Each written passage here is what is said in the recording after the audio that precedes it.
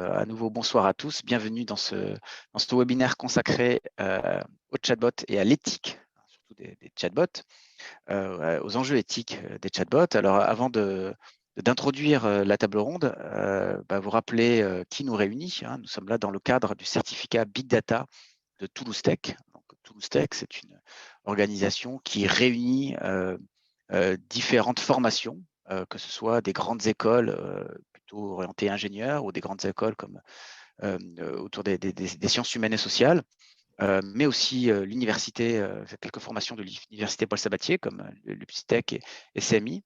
Le but de Toulouse Tech, c'est de coopérer. Voilà, on n'est pas trop toujours habitué à ce que ces grandes écoles qui sont beaucoup basées sur la compétition coopèrent, mais de coopérer, de mutualiser des moyens, de mutualiser des visions autour d'enjeux qui sont trop importants pour être laissés uniquement à l'initiative d'une école, et aussi de compléter des cursus pour des étudiants en formation qui ont de l'appétence pour un sujet, qui voudraient renforcer leurs connaissances sur le sujet. Donc là, en l'occurrence, le certificat Big Data a plusieurs années d'existence et réunit des étudiants de ces différentes communautés pour monter en compétences sur la question des enjeux du numérique et du Big Data, avec évidemment des formations techniques et puis des modules d'ouverture, comme c'est le cas aujourd'hui, sur des questions plus sociétales liées aux enjeux numériques. Maintenant, voilà, on est 63, c'est très bien. On était autour de 150 inscrits, donc on n'est pas loin de la moitié. C'est déjà un bon groupe pour débuter la soirée. On est là pour parler des chatbots, de l'éthique des chatbots. Alors, un petit retour en arrière, puisqu'on pourrait penser qu'on a organisé en urgence cette table ronde parce qu'il y a un phénomène incroyable qui s'appelle ChatGPT et ChatGPT qui alimente à la fois les conversations des experts et ceux du grand public. Il y a eu quelques autres moments comme ça, hein, de buzz grand public de l'IA, avec, vous vous souvenez, la victoire d'une IA sur le champion du monde de jeu de Go, la victoire de l'IA Watson sur des champions de jeu à Géopardy. Voilà, il y a eu quelques grands momentum comme ça, et puis là, on en a un nouveau et qui remue un petit peu tout le monde, mais c'est des questions assez anciennes, hein, de faire parler des machines, que ce soit oralement ou par écrit. Eh bien, en fait, c'est un enjeu très fondateur de l'intelligence artificielle, puisque c'est de ça qu'il est question, et notamment dans un texte très célèbre d'Alan Turing, hein, dans Computing Machine and Intelligence, qui avait fait de cette expérience de faire parler une machine une expérience un peu fondatrice de l'intelligence d'une machine. Il ne parlait pas d'intelligence artificielle à ce moment-là parce que le terme n'existait pas. Dans ce petit article très facile, très fondateur et en même temps très facile d'accès, la preuve, je suis sociologue et je l'ai lu, hein, et compris, je crois, eh bien, il propose une expérience qui permettrait de répondre à la question les machines peuvent-elles penser? Voilà. Et après avoir dit qu'il ne peut pas répondre de manière essentialiste, c'est-à-dire très philosophique et théorique à cette question, eh bien, il propose d'y répondre par une expérience de pensée, mais qui n'est pas qu'une expérience de pensée, puisqu'elle a été réalisée par la suite dans le cas d'une grande épreuve qu'on appelle le prix Lomner. Et il proposait de répondre à cette question par eh bien, une expérience qui mettrait en confrontation un humain qui converserait, alors le terme est discutable, hein, mais en tout cas c'est celui qu'on utilise, converserait avec une entité pendant quelques minutes par chat, c'est-à-dire par écrit, et à l'issue de ces quelques minutes d'interaction ou de conversation, eh bien, le juge humain devait dire s'il était capable, enfin s'il avait conversé avec une machine ou avec un humain. Et pour Turing, eh bien, si une machine arrivait à confondre un certain ratio de juges, alors en fonction du design de l'expérience, hein, mais généralement on est autour d'un tiers, autour d'un échange de 10 minutes, eh bien, un système qui pourrait confondre les juges devrait être qualifié d'intelligent. Donc, d'entrée de jeu, eh bien, c'est une mystification qui est proposée pour désigner, qualifier une machine d'intelligente.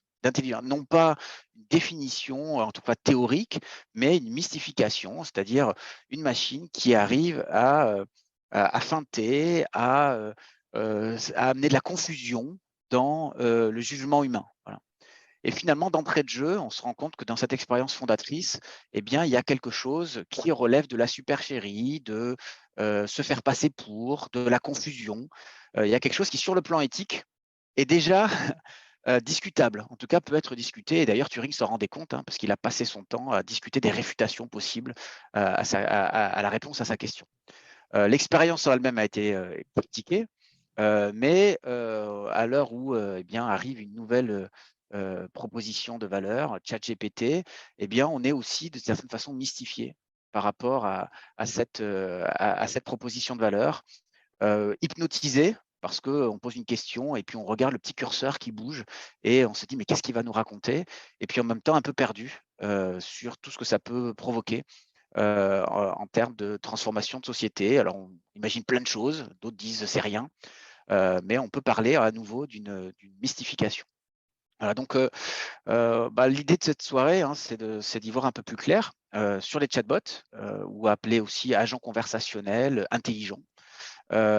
Évidemment, on va pas feinter la question de ChatGPT, on va y revenir, mais dans un deuxième temps, parce qu'on a besoin de poser quelques fondamentaux sur d'autres agents conversationnels dont on n'a pas encore résolu tous les enjeux, toutes les questions éthiques, et qui, eux, pour le coup, sont déjà bien diffusés dans nos vies, dans nos métiers, et qui nécessitent qu'on y porte réflexion. Alors, pour traiter de cette question-là, je me suis entouré d'un incroyable panel qui, quand on va laisser se présenter.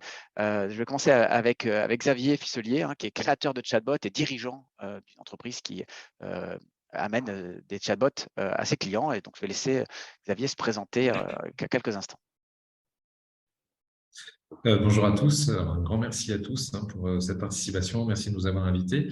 Et oui, comme tu le dis, Yann, donc moi, je suis avec mon frère cofondateur d'une entreprise, d'une plateforme HelloMyBot qui permet de créer des chatbots. Alors, pas seulement des chatbots, vraiment des agents conversationnels, puisque nous, au départ, on a commencé à créer des agents conversationnels sur les enceintes connectées, sur les objets connectés, ensuite par téléphone et ensuite, évidemment, par chat sur tout type de messagerie. Et donc, voilà, l'objectif est de permettre à des entreprises de pouvoir utiliser des chatbots pour communiquer avec leurs clients. Merci Xavier, on va revenir très vite à toi et à cette proposition de valeur que tu as pour tes clients. On reçoit aussi, on a avec nous un Marion Gras-Gentiletti qui est ergonome, docteur en ergonomie, ingénieur de recherche à Télécom Paris.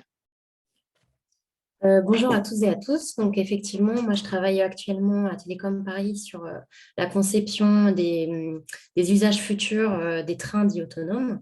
Mais j'interviens là ce soir plutôt sur un travail précédent que j'ai réalisé pendant ma thèse de doctorat en ergonomie sur l'usage des chatbots et la conception des chatbots, notamment du point de vue des usagers et des usagères. Merci Marion. Et puis enfin Catherine, qui est professeure en automatique avancée, robotique. Ça va? Non, elle va dire non et elle va mieux se dire que moi. Le problème de présence. En tout cas, elle l'ONERA toujours. Et puis référente intégrité scientifique et éthique de la recherche de l'Université de Toulouse. Alors Catherine, laisse te présenter mieux que je l'ai fait. Donc, donc je suis chercheuse à l'ONERA, oui. Mon thème de recherche et ce qui concerne les questions éthiques liées aux machines dites autonomes. Voilà, donc je suis référente effectivement intégrité scientifique et éthique de la recherche de l'ONERA et je suis membre du comité national pilote d'éthique du numérique qui a entre autres rendu un avis il y a quelques temps sur les agents conversationnels, donc on y reviendra tout à l'heure. Super, c'était bien de rectifier. On va commencer par Xavier. Donc Xavier, ton métier, c'est d'amener pour des clients la valeur que peuvent proposer ces agents conversationnels intelligents, et tu as bien élargi le spectre des concrétisations technologiques de ce concept. J'ai plusieurs questions. Pourquoi quelle est la proposition de valeur? Pourquoi des clients sont intéressés par cette proposition de valeur? Comment elle s'intègre? Comment on mesure sa performance? Voilà. Et avec évidemment, et c'est ça l'intérêt aussi de faire appel à toi, des exemples incarner un peu les choses, hein, qu'on sorte d'un débat théorique tel qu'on peut le retrouver et qu'on puisse incarner tout ça. Alors Xavier, je te laisse quelques minutes nous parler de ça. Ok, non, mais avec plaisir. Alors, bon, c'est en règle générale, c'est assez simple, hein. Nous, on est principalement contactés par des entreprises qui ont des problématiques diverses et qui ont besoin, la plupart du temps, Alors, souvent, c'est elles n'arrivent pas à répondre à leurs clients, soit dans un délai suffisant, soit elles n'arrivent pas à répondre à leurs clients à certains horaires, ou alors les services qui répondent à leurs clients sont débordés et ont besoin de pouvoir donner quand même des réponses. Donc, nous, on est plutôt sur ce type de configuration. Donc, ça va être on va dire des robots conversationnels, des agents conversationnels simples, hein, et on va essayer d'avoir le minimum de friction dans l'échange. Je ne vais pas dire, ce n'est pas obligatoirement une conversation, mais dans l'échange entre la machine et l'entreprise, hein, pour pouvoir donner des informations. Quel est mon relevé d'identité bancaire, le numéro, je veux changer telle ou telle chose, des choses relativement simples, hein, sur lesquelles on va pouvoir guider nos clients. Donc ça, plutôt par téléphone ou aussi, donc, comme je le disais, par écrit. Après, sur les agents conversationnels que l'on a pu monter sur des enceintes connectées, c'était plus de l'ordre de la demande d'information et avoir un parcours conversationnel qui soit, entre guillemets, amusant, agréable et sur lequel on pouvait donner différentes informations complémentaires. Donc, nous, dans le cadre de notre travail, alors je parle beaucoup, je pense que ça en choquera sûrement beaucoup, mais je parle beaucoup de recrutement de bots et je dis recrutement d'une manière un peu spécifique parce qu'en fait, un bot, nous, enfin, en tous les cas chez nous, il ne peut pas tout faire puisqu'il fait ce que l'entreprise lui demande de faire. Donc, à partir de ce moment-là, c'est une base très importante. On ne parle pas c'est pas de l'intelligence artificielle générative, c'est-à-dire qu'on ne va pas générer l'intelligence artificielle de nos bots, ne va pas générer des textes pour l'entreprise. Ce sont les entreprises qui vont rédiger leurs propres réponses à des questions données. Et ça définit un cadre qui est déjà très, très, très précis. Et donc, je parle de recrutement parce que ça ne va pas du tout être la même chose d'avoir un bot qui répond pour des services marketing qu'un bot qui répond pour un service client. Donc, il va bien falloir déterminer, entre guillemets, une fiche de poste, une fiche de mission, savoir exactement qu'est-ce qu'il va falloir répondre au nom de l'entreprise à nos clients. Et à partir de ce moment-là, définir jusqu'où on peut aller, qu'est-ce que l'on va connecter à ce bot. Est-ce qu'on va connecter des informations dans l'entreprise? Est-ce qu'on va connecter des informations des clients? Toutes ces étapes sont importantes à prendre en compte. Et sur le plan éthique, tu as bien dit, on n'est pas une IA générative. Et on est vraiment sur un chatbot qui dit les réponses qui ont été définies par les clients. Est-ce que tu peux vraiment nous matérialiser cette frontière-là sur le plan éthique? Qu'est-ce qui véritablement fait la différence pour tes clients? Qu'est-ce qui est important pour toi d'aller vers cette option-là plutôt que vers l'option d'IA générative qui aujourd'hui buzz pas mal à travers ChatGPT? Alors déjà, parce que l'IA générative, qu'on le veuille ou non, c'est quelque chose qui est extrêmement récent, hein. Donc jusqu'à aujourd'hui, il y avait très peu de personnes qui travaillaient sur cette partie-là. Nous, on nous a souvent posé des questions, mais votre robot apprend tout seul, il fait du machine learning. Non, c'est faux. C'est toujours de l'apprentissage surveillé, contrôlé, mais nous, en tous les cas, on a la décence de dire qu'on n'est pas capable de le faire aujourd'hui du tout de notre côté. En revanche, oui, on est capable de voir toutes les conversations qui ont échoué, qui sont en situation d'échec et sur lesquelles on va essayer de comprendre qu'est-ce qui s'est passé. Donc, est-ce que l'intention avait été définie? Et si elle a été définie, pourquoi elle n'a pas été comprise? Et à ce moment-là, c'est souvent soit une règle de grammaire, soit une façon d'avoir monté la phrase qui vont permettre de donner la bonne réponse. J'essaye de parler de la manière la plus simple possible pour qu'on essaye de bien comprendre. Mais on ne génère pas, en tout ce qui nous concerne, de texte automatique. Donc, si j'ai une réponse, par exemple, quels sont les horaires d'ouverture du magasin, la réponse que je vais donner, que le bot va donner, c'est une réponse qu'on va rédiger avec l'entreprise. Donc, en fait, elle va dire, voilà, mon magasin est ouvert de 9h à 10h, etc., etc. Et ce que je veux dire par là, c'est qu'en fait, les règles d'éthique sont plus les règles d'éthique de l'entreprise qui alimentent le bot. Le bot n'auto-alimente pas les réponses. D'accord. Est-ce que tu peux sans nous dire le nom de tes clients évidemment, mais tu as parlé de recrutement. Est-ce que tu peux nous incarner un petit peu dans un exemple un projet d'intégration d'un chatbot? Ouais, il y a des projets vraiment, vraiment très divers. Alors, on a un projet, par exemple, sur une grande marque on a eu un projet très important pour une grande marque de camping sur lequel, voilà, quand le Covid-19 est arrivé, il a fallu absolument pouvoir répondre sur les annulations de voyages. Et l'équipe était trop petite pour pouvoir répondre aux milliers d'appels qui avaient lieu en disant, voilà, qu'est-ce que je peux faire, comment je peux faire. Et donc, en très peu de temps, on a mis en place un robot qui nous permettait, un robot conversationnel, qui permettait de répondre à ces demandes et de ne pas laisser les gens vraiment dans une situation sur laquelle elles ne savaient pas si elles allaient être remboursées, pas remboursées, ce qu'elles allaient pouvoir faire avec les réservations qu'elles avaient pu faire. Donc ça, c'est un exemple typique. Aujourd'hui, on travaille aussi avec voilà, des compagnies d'énergie sur lesquelles il faut donner des informations sur le type de contrat que l'on a. Les gens ne sont pas toujours disponibles. On s'aperçoit aussi que le grand public, enfin, nous-mêmes, on a de plus en plus accès aux entreprises sur des horaires qui sont totalement en dehors des horaires habituels.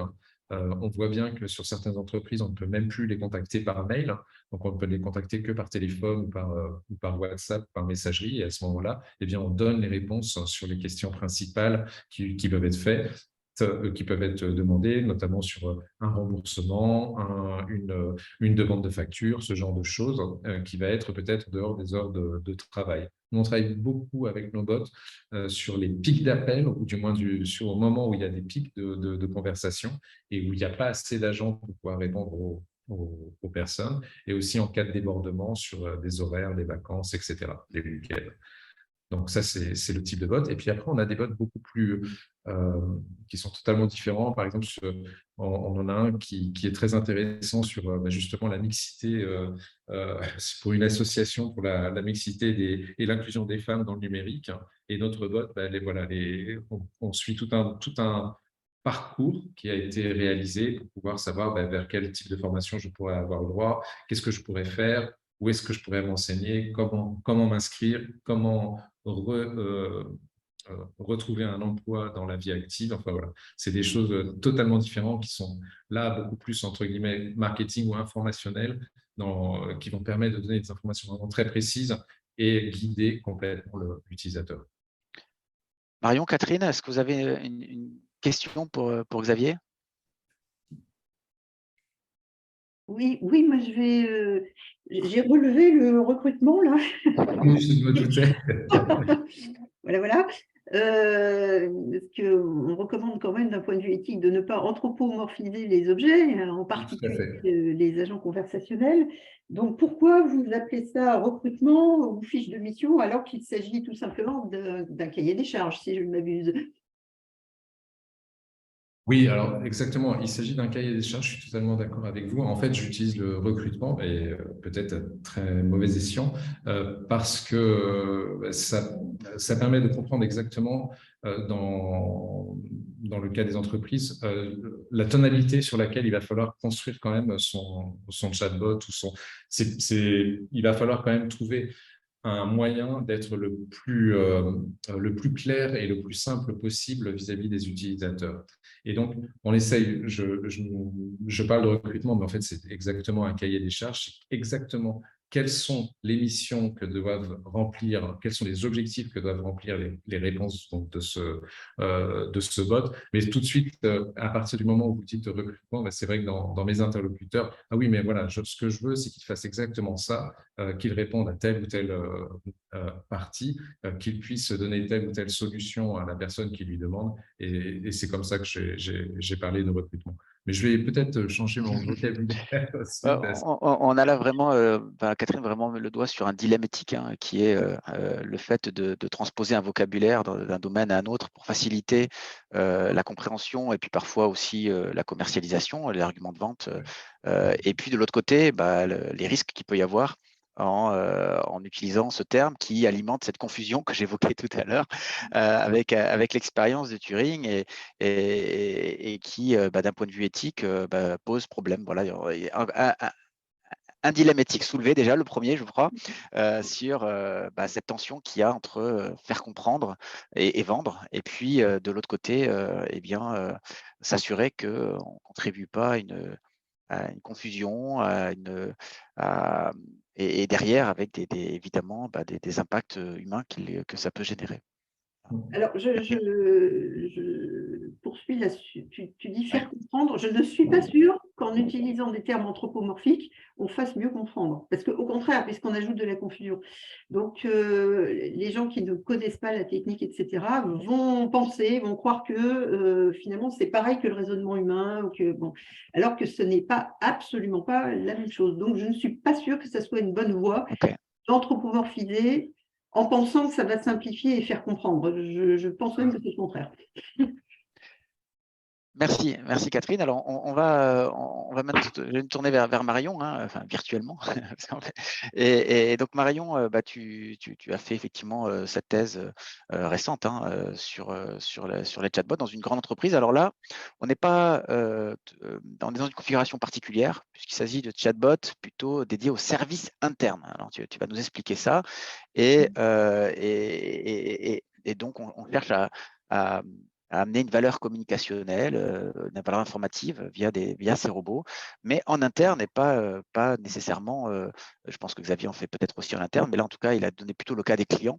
Et là, l'humain qui converse, c'est le collègue qu'on ne connaît pas forcément, mais qui est bien là. Donc tu vas nous expliquer ça, Marion, et puis s'il te plaît, et puis aussi nous dire un peu la balance, hein, que tu as trouvée entre peut-être certaines qualités que tu as pu trouver, certains intérêts, et puis des problèmes qui se sont soulevés, que tu as identifiés, sur lesquels tu as mis le doigt tout au long de ton travail de thèse.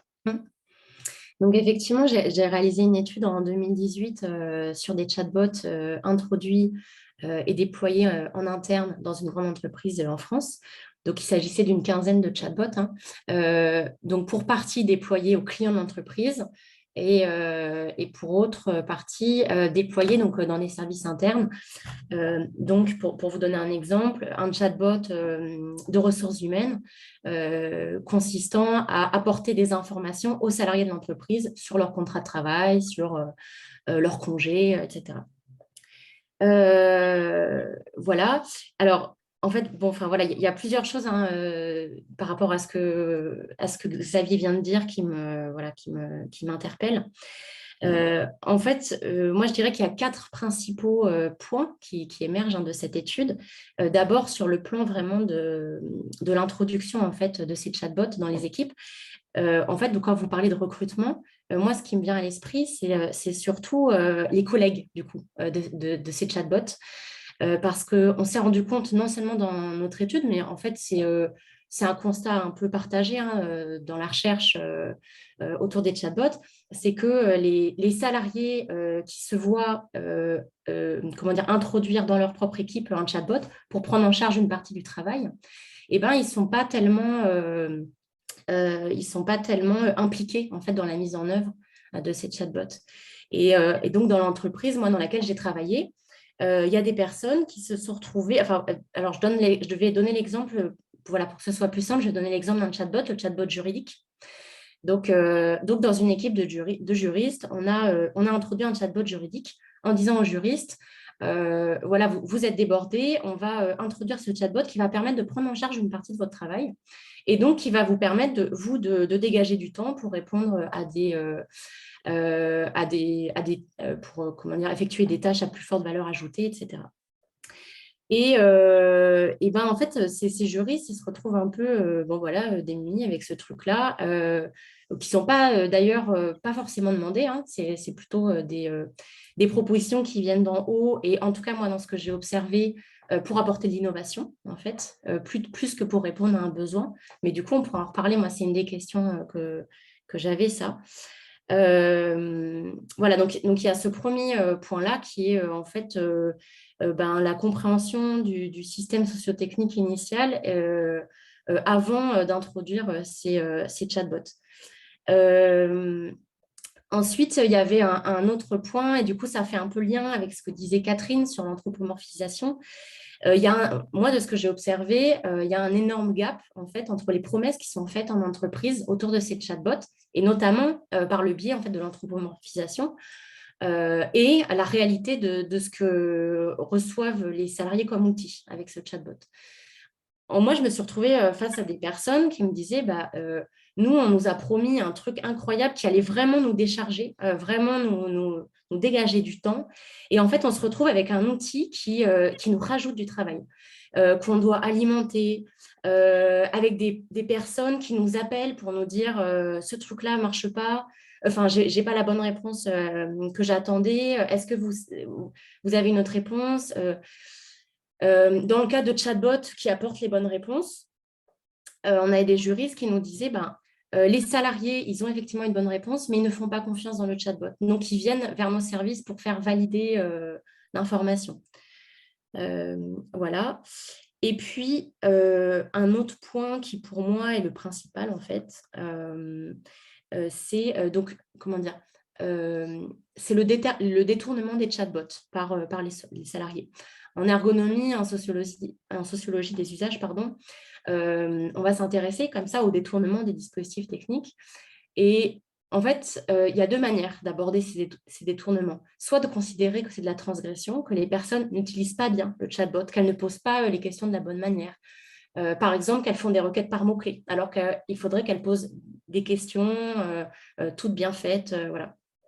Et puis, il y a une autre manière d'aborder les détournements d'usage, c'est de considérer que c'est des prémices d'appropriation et que en fait, là, les gens, ils commencent à s'approprier ce truc-là. Et que finalement, peut-être qu'ils font des requêtes par mots-clés dans le chatbot, mais en fait, ça veut dire qu'ils commencent à trouver un intérêt dans ce chatbot et qu'ils vont commencer à l'utiliser comme ça. Voilà. Et en fait, et puis je vais finir là-dessus, ce qui a été intéressant dans cette étude menée en 2018, c'est qu'on s'est rendu compte que bien souvent, les personnes, donc en interne dans l'entreprise, elles commençaient à utiliser ces chatbots, mais d'une manière différente de ce qui avait été anticipé par les concepteurs au moment de la conception.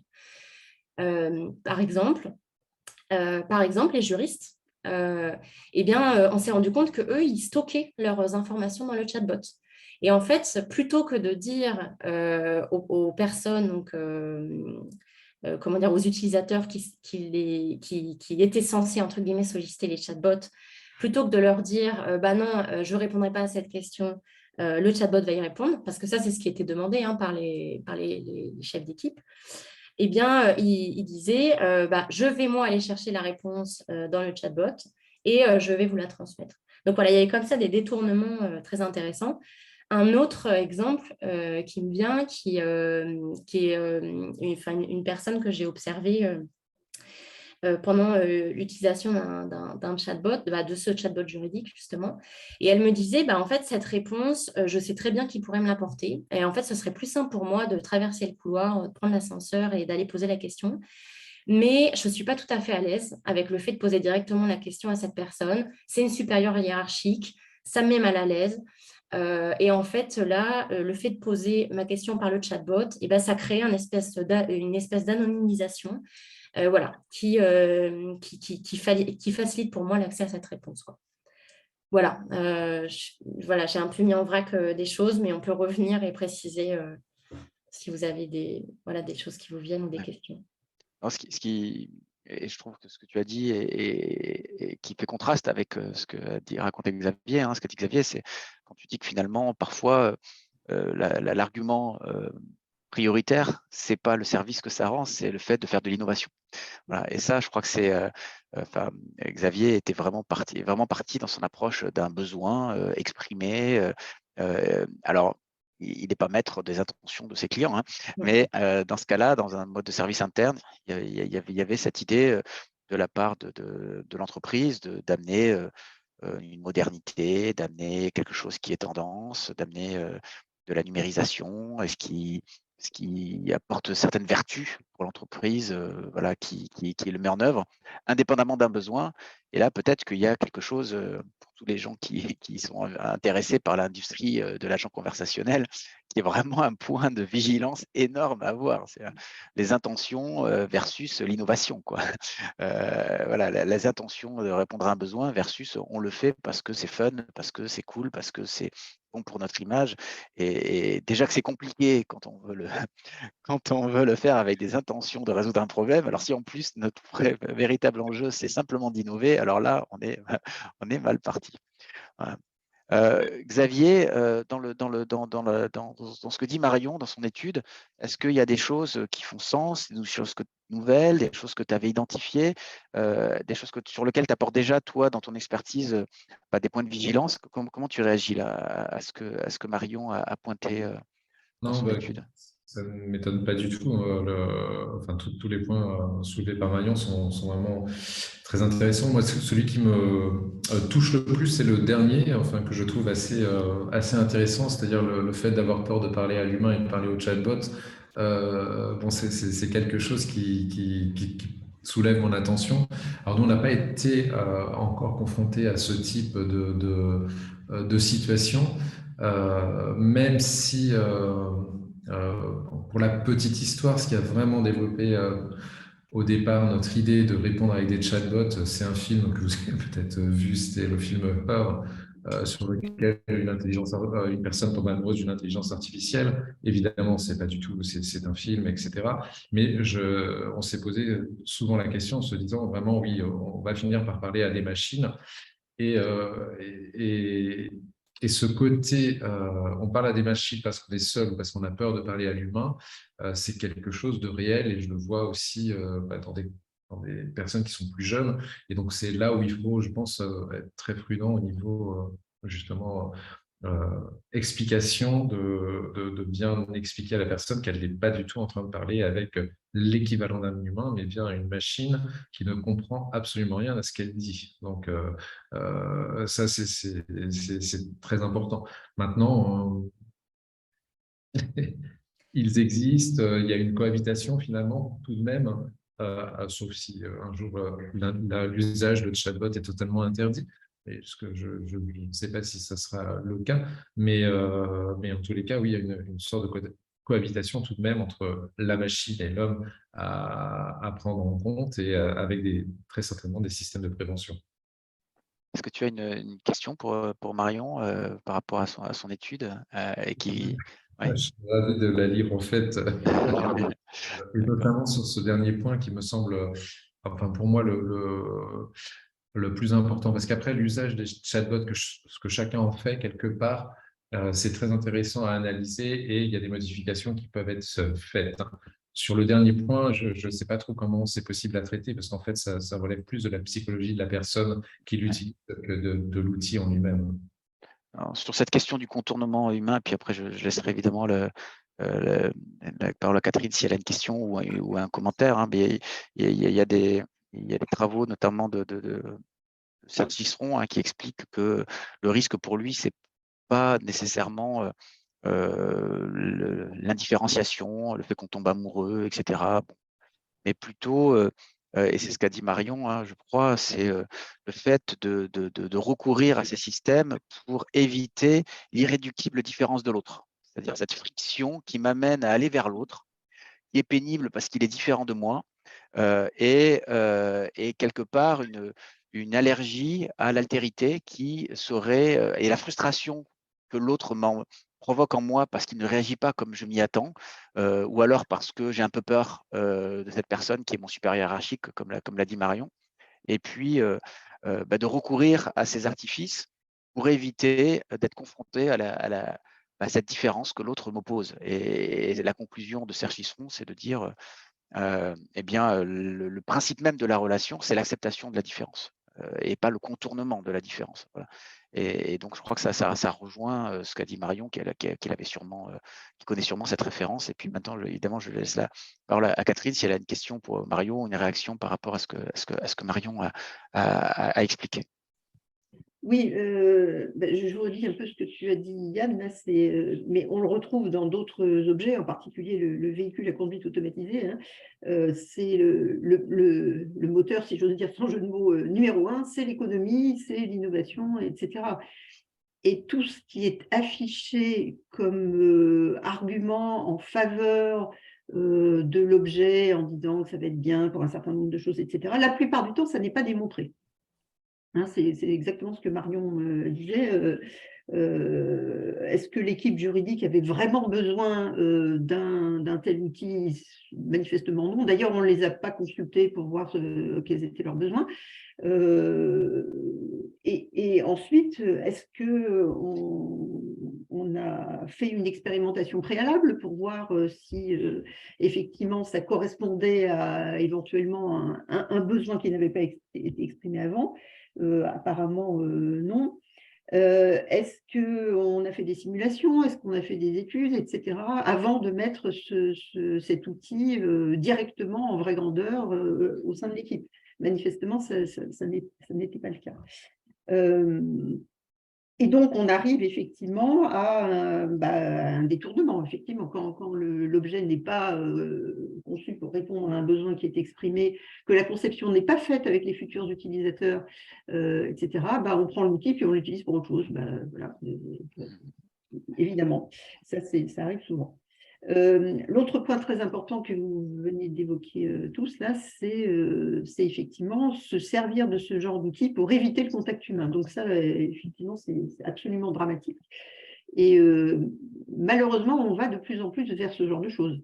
Hein, c'est-à-dire que de plus en plus, on va pouvoir dialoguer entre plein de guillemets, bien sûr, puisque ce n'est pas un dialogue, avec des agents soit désincarnés, genre ChatGPT, soit incarnés dans un robot ou quelque chose qui ressemble à, je sais pas, un animal, une personne, etc. Et donc, la première préconisation qu'on a écrite là, au sujet des agents conversationnels au Comité national pilote d'éthique numérique, c'est de faire en sorte de réduire la projection de qualité morale humaine, évidemment, sur un agent conversationnel, hein, qui est ni plus ni moins qu'un objet avec du logiciel dedans. C'est tout. Voilà, ça n'est pas une personne. Cela dit, même si, comme l'a dit Xavier, la personne sait pertinemment qu'il s'agit d'une machine, d'un logiciel, etc., on n'évitera pas qu'au bout d'un moment, et même nous, hein, peut-être, qu'on a l'impression de dialoguer avec quelque chose qui relèverait de l'humain. Et ça, c'est compliqué à l'éviter. On a beau rappeler, voilà, cet objet est une machine, cet objet ne dialogue pas, cet objet ne converse pas, etc. Évidemment qu'on projette, mais on fait tout cela, hein, on projette des intentions sur des objets. Oui, tout à fait, tout à fait. Alors, au risque de casser la fluidité, hein, je vais revenir sur le premier élément que tu as évoqué et que Marion avait évoqué sur la confusion entre innovation et satisfaction d'un besoin.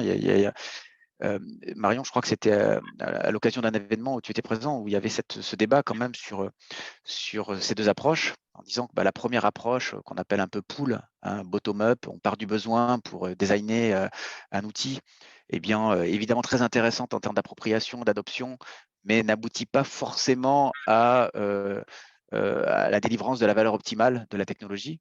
Là où l'approche de l'innovation, qu'on appelle push, eh bien, certes, peut être décroché des usages, mais permet véritablement, par cette approche-là, d'amener, de montrer ce que peut être la valeur de la technologie. Bon, tu me confirmes que c'est bien avec toi dans ton environnement, hein, qu'on a vu cette discussion. Et voilà, est-ce que c'était des sujets que vous débattiez dans votre entreprise, cette différence entre une approche plutôt bottom-up et une approche un peu top-down, et comment articuler les deux? Je pense que c'était pas. D'accord, pardon. Pardon, c'est à Non, c'est Xavier. à toi, pardon, c'est à toi, C'est à moi. Marion, excuse-moi Ouais. de t'interrompre. Non, ce que j'allais dire, c'est que je pense que c'était pas forcément mis en débat, en tout cas Ok. moi dans l'entreprise, dans le sens où il y avait une forte culture de l'innovation avec une approche En tout cas, sur les sujets sur lesquels moi j'ai travaillé. Après, voilà, c'est-à-dire les chatbots et les robots destinés à l'usage domestique. Sur ce plan-là, il y avait une approche forte d'introduire des outils, des dispositifs qui incarnent une vision du futur. D'accord, ok. Je donne un exemple. J'ai mené une partie de l'étude dans une équipe de chercheurs qui étaient préoccupés par la passation de connaissances entre les experts sur le départ à la retraite et les nouvelles recrues. Souvent, dans cette entreprise-là, il y avait plusieurs mois d'écart. En fait, les nouveaux arrivants ne croisaient pas ceux qui partaient parce que les processus de recrutement sont longs. Et donc, voilà, c'était une équipe qui était un peu préoccupée par ça et donc qui cherchait à mettre en place un outil pour capitaliser en fait les connaissances au sein de l'équipe. Les membres de cette équipe avaient mis en place des groupes de travail pendant plusieurs semaines, plusieurs mois. Donc, ces groupes de travail avaient débouché sur la mise en place d'un fichier qui était appelé fiche référence. Donc, un ensemble de fiches Word partagées en ligne. Enfin, voilà, vraiment un truc basico-basique comme outil. Et puis, la direction leur a dit, enfin la direction du département leur a dit, c'est bien votre outil, c'est aidant pour vous, mais ce n'est pas assez innovant. Comment on peut faire pour injecter de l'innovation là-dedans? Et donc, une des propositions a été d'introduire un chatbot. Et donc, vraiment, là, on voit bien que le but premier, c'était de mettre en place quelque chose d'innovant. Et donc, le chatbot a été introduit. Ils ont essayé de transformer ce chatbot en espèce d'outil qui capitalise ces fameuses fiches de référence, qui fonctionnaient très bien. Et ça n'a pas fonctionné, en fait. Donc, les personnes se sont retrouvées, les membres de cette équipe se sont retrouvés à essayer de se dépatouiller avec un chatbot qui n'était vraiment pas adapté, en fait, aux besoins initiaux, alors que là, on voit bien qu'il y avait vraiment une demande initiale bien posée, bien identifiée. Et voilà, et en fait, ce genre de comment dire, d'histoire d'introduction des chatbots, elle est... Voilà, ce n'est pas quelque chose de spécifique à cette équipe, quoi. C'est quelque chose qui a été observé sur plusieurs des chatbots déployés. Donc là, on voit bien qu'il y a, voilà, il y a quelque chose dans les besoins initiaux qui ne sont pas... Ouais, le cœur n'est pas le besoin, quoi. On comprend bien. Ouais. Merci Marion. Alors, on va voir maintenant parler avec Catherine, hein, qui va nous parler évidemment des chatbots et puis de la vie du Comité national pilote d'éthique du numérique. Mais avant ça, parce que tu l'as dit dans ta présentation, tu es membre de plusieurs groupes qui allez, on va le dire de manière un peu triviale, fabrique de l'éthique, en tout cas conçoit des recommandations, ou des chartes, voilà. Et donc, tout ça, c'est un peu mystérieux pour nous, pour savoir comment ces principes sont établis. Alors, il y a deux, tu es ancré dans plusieurs groupes, des groupes nationaux et des groupes internationaux, donc c'est peut-être des problématiques différentes. Donc, est-ce que tu peux, alors on parle beaucoup de boîte noire de l'IA, mais est-ce que tu peux nous faire un peu voyager dans les coulisses de la fabrique de l'éthique? Comment ça se passe, tout ça? Alors, ça dépend de quelle éthique on parle déjà. Donc, voilà. Alors, je vais commencer par le niveau international. Donc, il y a une profusion de textes au niveau international, que ce soit au niveau européen. Donc, je vous informe, mais vous le savez certainement déjà, qu'il y a en cours de rédaction une réglementation donc, sur les systèmes d'intelligence artificielle, donc au niveau européen, il va s'imposer dans quelques années, 2-3 ans, disons, tout comme s'impose le règlement général pour la protection des données caractère personnel. Donc là, les textes préparatoires parlaient de éthique. Le texte de réglementation en cours parle aussi d'éthique, mais on voit bien que dès lors qu'il s'agit de réglementation, on ne parle plus d'éthique. Là, il s'agit de réglementation et donc de textes réglementaires qui vont s'appliquer et qui vont être obligatoires. Donc, ça s'appelle éthique. Pourquoi? Parce que FX en anglais a un autre sens qu'en français et recouvre aussi ces principes de conformité à un certain nombre de principes voilà, qu'il va falloir vérifier. Alors, je vois que tu mets dans la discussion le texte, j'imagine qu'il s'agit du texte préliminaire donc, qui a été sorti en 2021. Donc, il y a, j'ai en possession, donc ce n'est pas en libre accès, mais le texte, la dernière version revue par le Parlement donc de décembre 2022, où il y a un certain nombre de choses qui vont évoluer et évoluer sérieusement. Donc ça, c'était l'aspect européen qui va vers une réglementation. J'ai fait partie du groupe d'experts de l'UNESCO donc pour la rédaction de la recommandation en matière d'éthique de l'intelligence artificielle. Donc là, c'est un texte donc, qui n'est pas contraignant, c'est une recommandation, donc libre aux États de l'adopter ou pas, de la décliner voilà, selon leur propre bon vouloir, etc. Mais là encore, il est assez peu question d'éthique finalement. Voilà, il est question de grands principes et c'est surtout un texte extrêmement politique. En fait, durant toute la rédaction et surtout les négociations internationales, il a été question surtout de faire des compromis entre les interventions des uns et des autres. Je vous laisse imaginer quand un certain nombre d'États, disons, de gouvernances diverses et variées interviennent sur ce genre de texte. Donc, il s'agit essentiellement de choses extrêmement politiques et qui relèvent finalement… On a assez peu parlé finalement d'intelligence artificielle d'une part et d'éthique d'autre part. Mais enfin, il y a un texte voilà, qui est intéressant à lire quand même. Alors, tout à fait différente est ce qu'on fait au niveau des comités consultatifs nationaux. Donc, effectivement, je fais partie du comité national pilote d'éthique du numérique, je fais aussi partie du comité d'éthique de la défense, donc on a des raisonnements à peu près similaires. Donc là, il s'agit vraiment de faire la vraie éthique, si j'ose dire, c'est-à-dire qu'il ne s'agit pas d'écrire des réglementations, des normes, ou de préconiser d'être conforme à des normes, etc. Pas du tout. Il s'agit de se placer en amont de ce genre de texte. D'accord ? Alors, je vais faire un parallèle que peut-être les personnes qui nous écoutent connaissent mieux. Le Comité consultatif national d'éthique, pour les sciences de la vie et de la santé, par exemple, rédige un certain nombre d'avis, beaucoup d'avis. Donc, le dernier en date qui a fait beaucoup qui a créé de la polémique, d'ailleurs, était sur la fin de vie. D'accord ? Donc, rédige des préconisations, réfléchit longuement sur les choses et certaines de ces préconisations peuvent passer ensuite dans la loi, en particulier dans la loi de bioéthique, d'accord, qui est revue, comme vous le savez, régulièrement. Bien. Donc, il s'agit de réfléchir tout à fait en amont des textes réglementaires.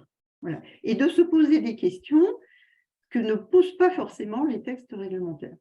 Voilà. Donc, faire de l'éthique, c'est quoi ? Ben, c'est d'abord se poser des questions. C'est essentiellement ça, d'ailleurs. Se poser des questions, poser des questions. Et essayer de questionner en particulier les arguments qui sont mis en avant à droite à gauche pour justifier, disons, le fait qu'on va développer des chatbots, des véhicules à conduite automatisée, des métavers, etc. etc. C'est quoi finalement les arguments qui sont mis en avant ? Donc on questionne ces arguments et on se rend compte que beaucoup de ces arguments, en fait, sont très peu fondés. C'est-à-dire qu'il n'y a pas d'études scientifiques qui montrent que, voilà, donc c'est mis en avant comme ça, mais il n'y a rien qui justifie. Donc ça, c'est une première question. C'est au nom de quoi, finalement, on veut développer ce genre d'outils ? La réponse est très souvent au nom de l'économie ou au nom de l'innovation, hein. Ça, c'est sûr. C'est un argument, d'ailleurs, parfait, pas de problème. Mais oui, des autres. Hein. Donc, au nom de quoi ? Quels sont les principes, les valeurs que l'on veut mettre en avant en promouvant ce type d'objet ? Donc, ça c'est une première chose. Après, on se pose la question, alors je vais vous donner des exemples comme ça va vous déclarer un peu plus. Si je prends l'exemple de l'agent conversationnel, dans la vie, on s'est interrogé dans une première grande partie sur les usages des agents conversationnels et après, dans une deuxième grande partie, sur la conception de ces agents conversationnels. Alors, sur les usages, voilà le type de grandes questions qu'on s'est posées. Comment je nomme un agent conversationnel et quelles questions éthiques ça pose, hein, suivant que je le nomme par un prénom, féminin, masculin, etc. Bon, etc. Bon. Est-ce que je peux malmener un agent conversationnel ? C'est-à-dire, est-ce que je peux lui répondre de manière grossière, etc. Et comment l'agent conversationnel est-il programmé pour répondre à ce genre de choses? Est-ce qu'un agent conversationnel peut manipuler la personne? Et comment?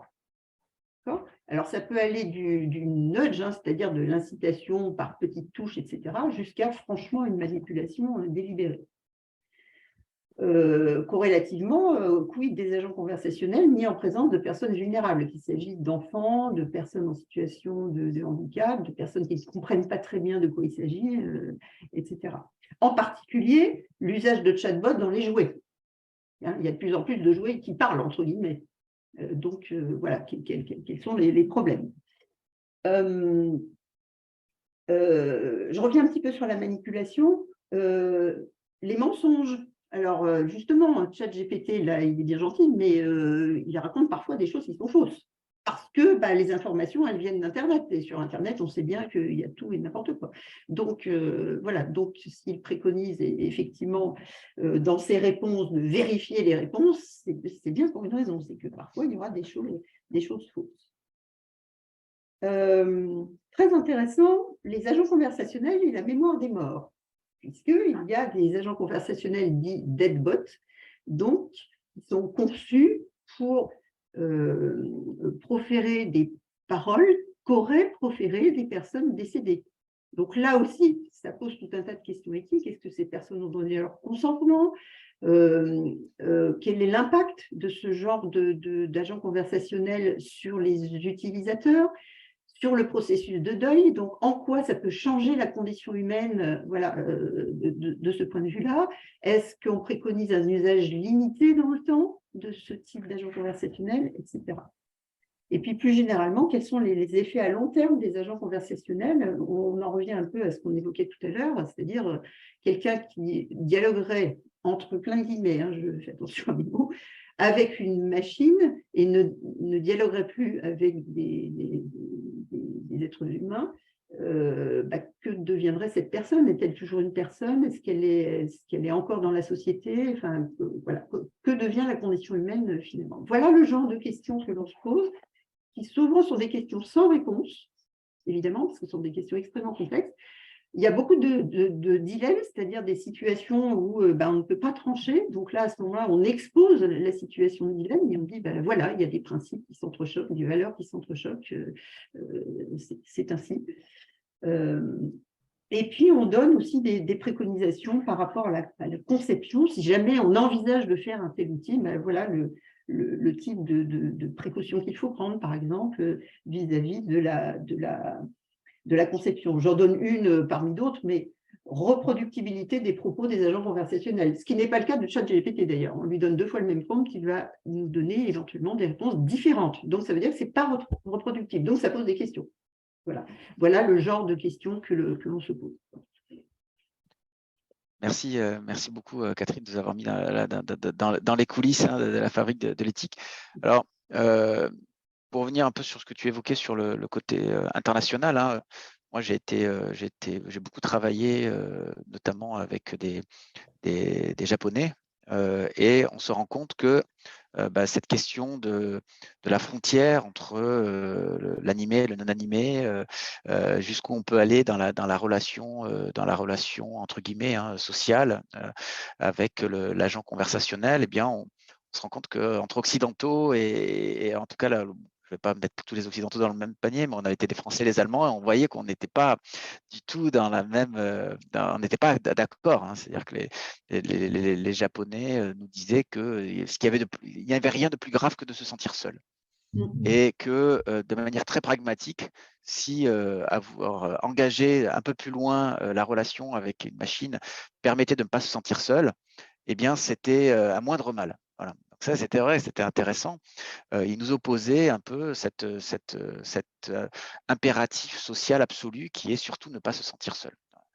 Surtout que le Japon rencontre quand même un grave problème de société, justement d'extrême solitude, parce que les gens ne sont plus en contact les uns avec les autres, du fait du travail, du fait de tout un tas de choses, hein, mais c'est catastrophique. Donc... Et il y a une forme de solutionnisme, hein, comme on dit souvent. Le solutionnisme, c'est un concept qui désigne notre propension à toujours chercher une solution technique à un problème.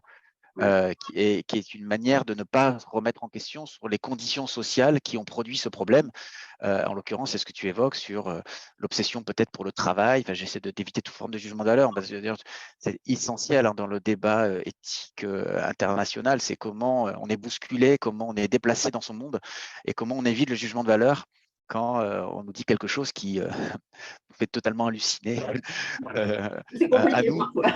Voilà, c'est compliqué, ouais, c'est compliqué.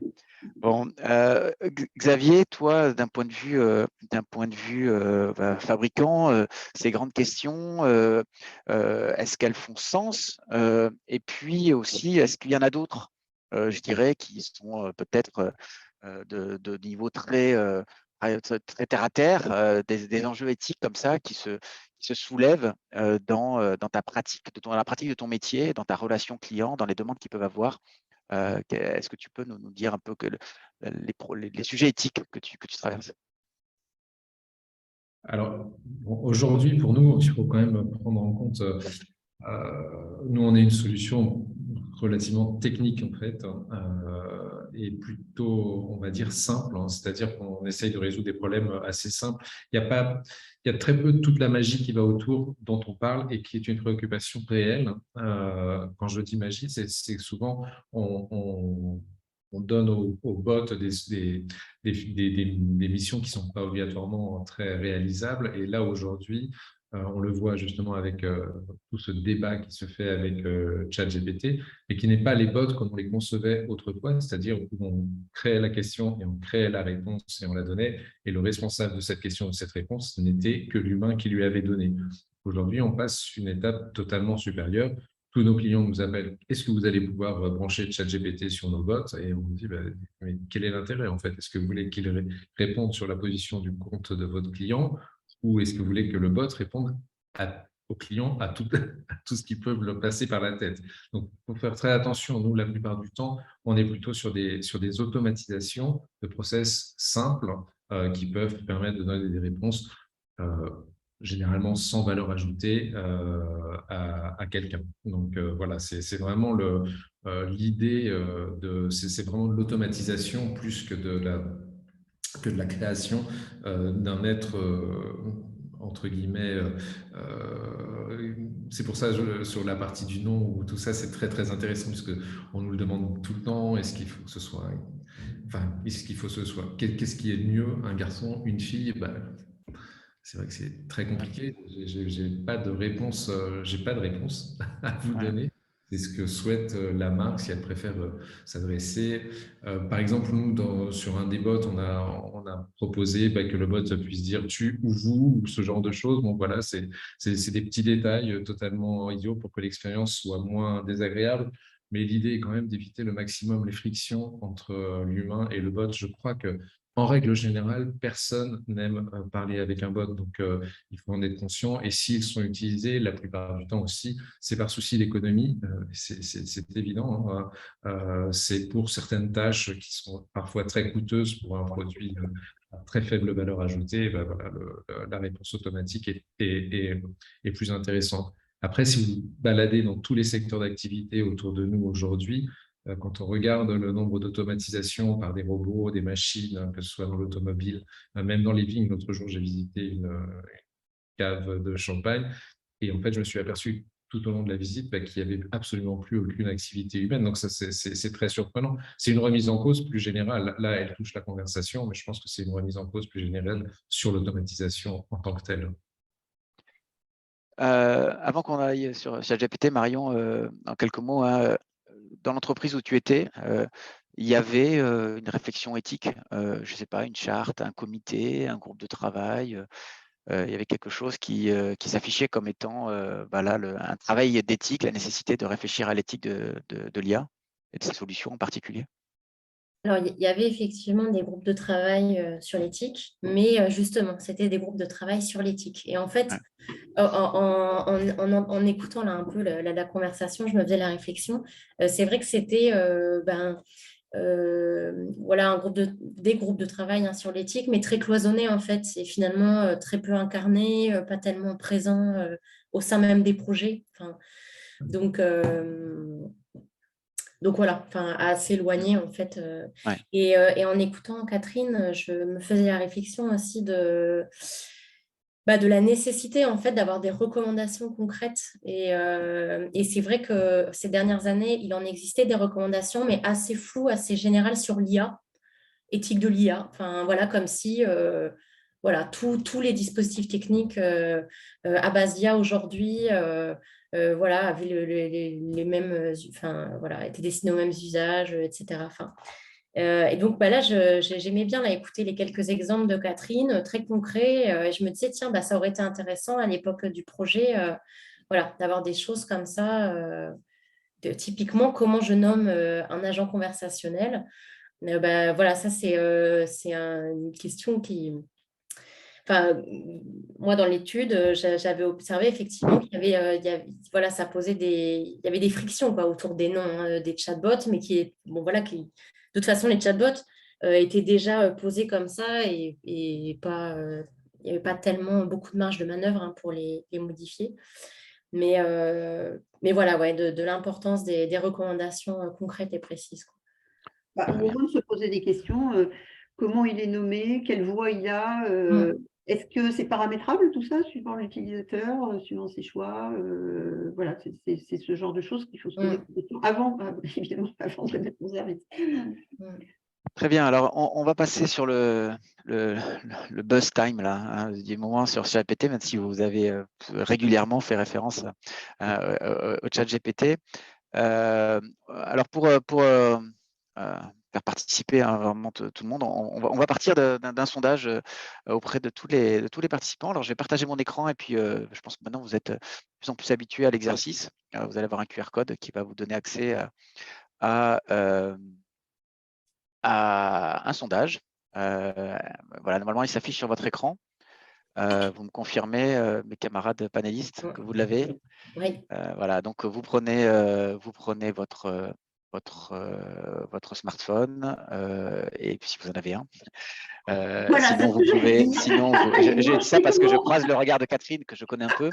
Et donc, ces merveilleux objets qui peuvent aussi vous tracer et collectionner des datas sur vous.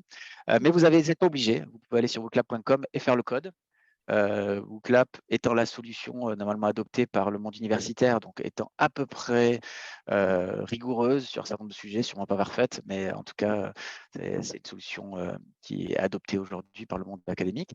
Eh bien, je vois 42 inscrits, donc on n'est pas loin du compte. Je vais vous laisser une minute hein, encore ou quelques secondes pour vous connecter, pour pas qu'il y ait de frustrés. Pour lancer le questionnaire, sachant qu'après, je ne pourrais pas y revenir. Si je reviens en arrière, j'effacerai les questions de votre côté. Donc, on va essayer d'y arriver du premier coup. On est à 45, 46. Généralement, c'est les profs hein, qui n'arrivent pas à se connecter parce qu'ils ne le font jamais. Ils demandent aux autres de se connecter. Eux-mêmes sont rarement à se connecter. Allez, à 50, j'y vais. Allez. À moins que dans le laps de temps, on en ait perdu 20, parce que maintenant, j'ai plus accès au compteur. Confirmer que normalement, on est encore 70 inscrits, pas 70 participants. J'ai plus accès au compteur. Bon, 49. Allez, un petit dernier. Et puis, désolé pour les autres. Voilà, 50. Allez, on va lancer. Alors, ce qui est intéressant, Yann, c'est qu'avec moi, ça ne marche pas. Hein. Voilà. Ah, tu ne l'as pas. Alors, c'est pas intéressant, c'est dommage.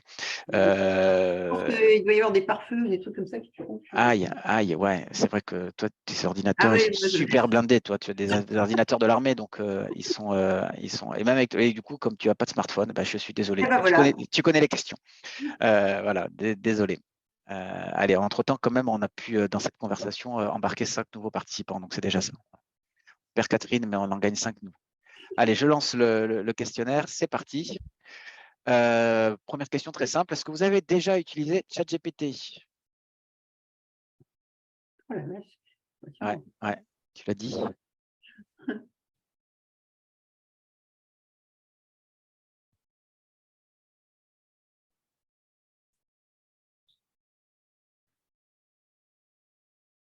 Allez.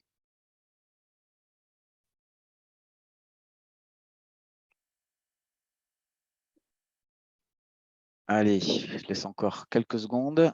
45 sur 55, c'est pas mal du tout. Bon, il y a ceux qui se sont plantés, l'application a planté, ça arrive des fois. Allez, 45. Donc, massivement, 73, allez, les trois quarts. Les trois quarts. Xavier, Marion, Catherine, vous avez essayé? Oui. Oui. Oui. Non. Alors, Oui. je C'est vais vous envoyé. dire, je vais vous répondre non, et pour la bonne raison que lorsqu'on essaie de se connecter sur OpenAI, il vous demande une adresse mail et un numéro de téléphone. Et j'ai dit, ah ben non. Voilà, la collecte de données à caractère personnel, on Ouais, va ouais, éviter. Voilà. ouais, tout à fait. Alors maintenant, en plus, il y a un Donc, petit. l'expérience s'est arrêtée Non. là. Il y a un trafic très important actuellement et donc ça peut être aussi une expérience frustrante puisque on vous met en attente. Et puis maintenant, évidemment, il y a un abonnement qui vous permet d'être sûr d'avoir l'accès et de ne pas être mis de côté en attendant que le trafic diminue. Allez, entre-temps, on a gagné quelques réponses. Allez, deuxième question. Si vous avez déjà utilisé ChatGPT, dans quel cadre? Est-ce que c'était pour des raisons professionnelles, vos études, personnelles pour résoudre un problème, pour m'amuser, pour essayer, autre? Évidemment, je n'ai pas répondu tout à l'heure, mais j'ai utilisé ChatGPT. J'ai pas pu, conscient qu'effectivement, je me faisais hacker des données personnelles. Je n'ai pas pu m'empêcher de le faire, l'attractivité de la technologie. Alors, là, on se rend compte que pour certains d'entre vous, on a dépassé l'usage récréatif et de la simple curiosité. On est déjà allé sur du professionnel et des études. Donc là, on a un sujet qu'on se garde un peu sous la main, qui est les usages, notamment professionnels et études. Alors, on a demandé, on a posé les questions qu'on vous a posées à ChatGPT. Donc, on lui a demandé quels étaient les usages. Alors, là, une réponse plus technique que la proposition que je vous ai faite. Vous êtes enfermé dans mes propositions, mais je lui ai demandé quels usages il préconisait. Donc, il a parlé de génération de texte, de réponse automatique, de complétion de texte, de traduction automatique et d'analyse des sentiments, ce qui est plus perturbant. Alors, on sait que les IA peuvent… Alors, des analyses de sentiments contenues dans un texte, voilà, pas les sentiments personnels. Même s'il y a des systèmes d'IA qui feintent la capacité de le faire. Et il précise quand même, je le dis pour les 36% qui l'ont déjà testé pour des raisons professionnelles et études, il est important de noter que ces utilisations sont basées sur les données sur lesquelles ChatGPT a été entraîné. Il est donc important de vérifier l'exactitude et la pertinence des informations fournies par ChatGPT pour chaque utilisation spécifique. Voilà, donc il vous met en garde pour ceux qui ont testé. Alors, Catherine, du coup, elle est éliminée d'office puisqu'elle n'est pas utilisatrice. Marion, Xavier, quel type d'utilisation? Moi, professionnel. Ouais. Pour essayer. Pardon. Professionnel, Xavier, parce que de toute façon, à chaque fois que tu fais quelque chose avec une IA, ça devient professionnel aussi. Voilà, peut-être. C'est clairement le cas, oui, tout à fait. Ouais, bon. Ouais, effectivement, pour des raisons. Alors, je ne dis pas que je ne me suis pas amusé. Je ne sais pas que je ne leur ai pas demandé de m'écrire des chansons. J'ai aussi demandé, pour des raisons personnelles, de lui m'écrire un haïku pour un petit poème japonais pour l'anniversaire de ma tante, parce que j'étais en panne d'inspiration. Donc, je lui ai donné 3 mots-clés, il m'a fait un haïku qui était, je ne peux pas juger, mais qui m'a semblé épouvantable, mais qui m'a sorti de l'impasse. Et puis professionnel, effectivement, à chaque fois que maintenant, je suis toujours interpellé sur ChatGPT.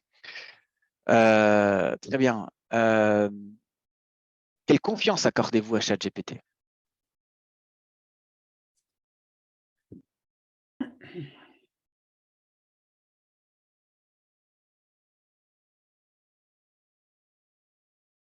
Alors, on a un 35.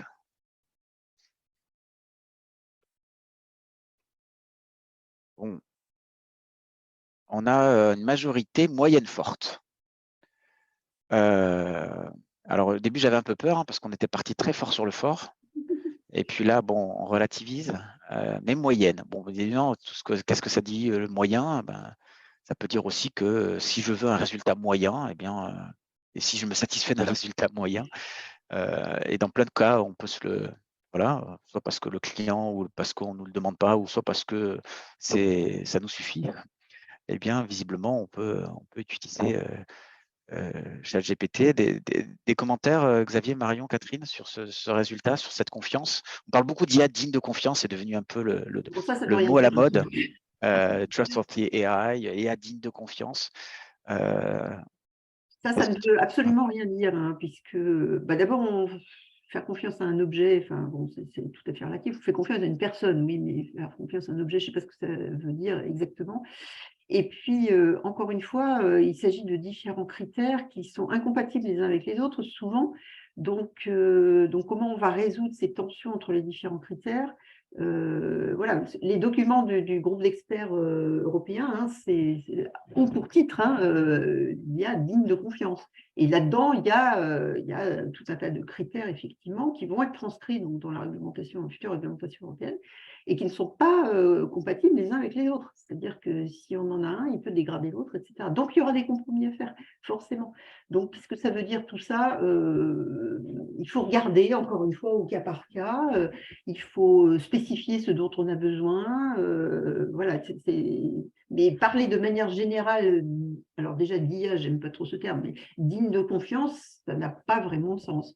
Alors, les résultats du sondage, là, sont quelque peu rassurant quand même.